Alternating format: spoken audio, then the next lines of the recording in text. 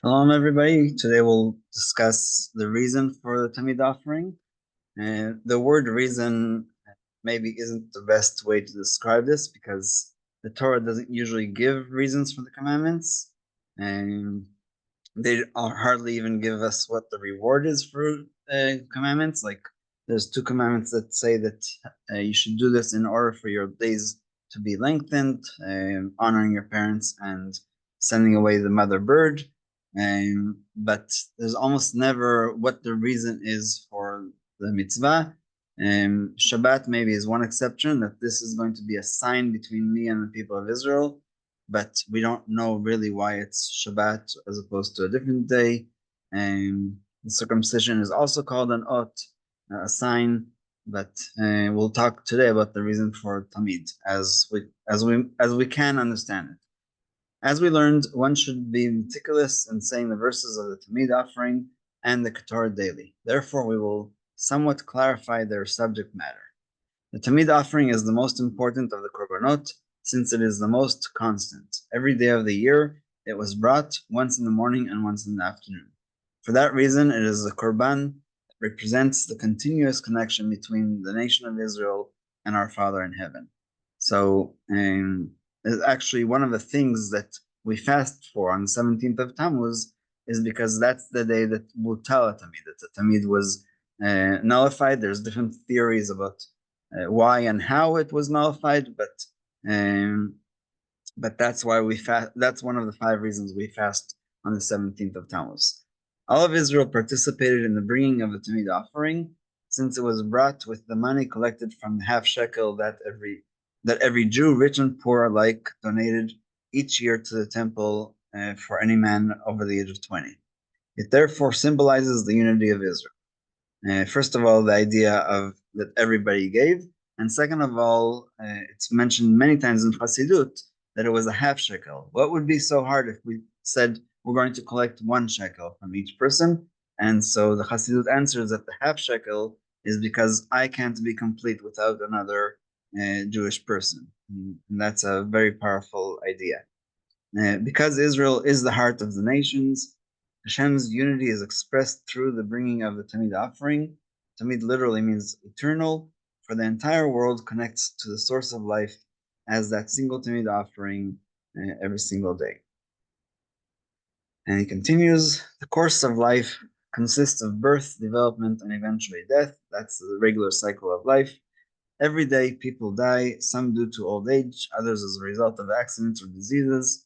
In the animal kingdom as well, myriads of living creatures die daily. The same holds true for plant life. Every day, millions of trees, bushes, and flowers wither and wilt. The big question is, what is the significance of this whole process? Is this an inconsequential cycle of life and death, lacking purpose and meaning, or perhaps, which I think is the better way to see it, there is a general direction towards which all life aspires? An answer to this question lies in the Korban Tamid. The entire world strives towards elevation and perfection. Even if we don't see it, we always talk about Tikkun Olam, we always talk about trying to make something better, making the world better, making our life better. So even though we don't call it a spiritual development, it is very evident that everything wants to develop and be better. Another part is achieved through death. The cessation of physical life is not for naught. In actuality, it is a sacrificial offering which expresses the endeavor toward perfection.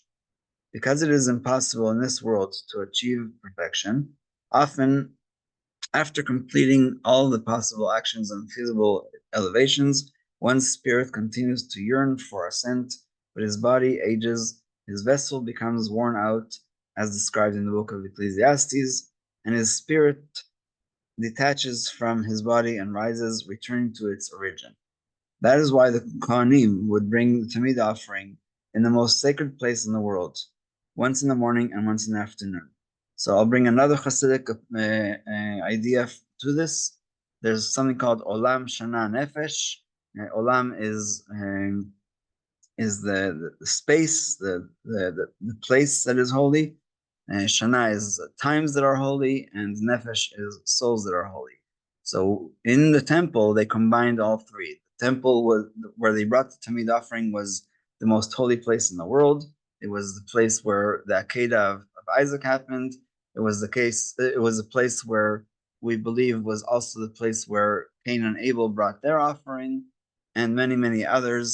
And so that's about the space. The Shana is the time. Sometimes there's specific times that we have to bring more sacrifices and more efforts and more connections, but the Tamid is always there. So that's the eternity of the year cycle. And last but not least, the Nefesh, the people, even though we're not going to be there forever, we can elevate ourselves through this process. The Korban was representative of all physical life that had ceased to exist in this world on that day. The bringing of the Korban Tamid gave that life meaning, the significance being its return to its origin and its spiritual ascent as a pleasing fragrance to God. So Korban Tamid is one of those that says Reach Nichach, Yishel Hashem. There will be a pleasant smell or a pleasant odor to Hashem. And if we want to just conclude this idea, I think that when we think about life and death as something that is constant, the Korban Tamid itself did that, and it wasn't only the Kohanim who brought it, the priests from Aaron's lineage, but also the Levites would sing at the same time of the Korban Tamid. That's why we have Shir Shayom. Shir Shayom literally means the song of the day, because they would say that when the Tamid offering in the morning was brought.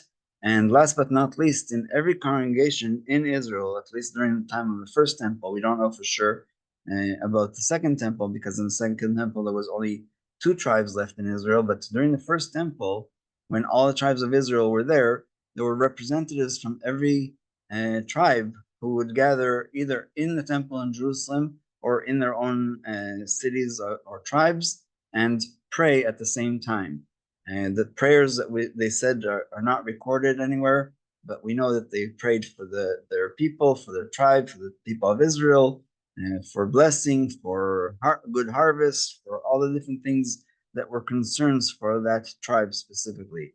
Zvulun, the men, according to our understanding, were always at sea, and Asher was growing olives for the olive oil for the Beit HaMikdash.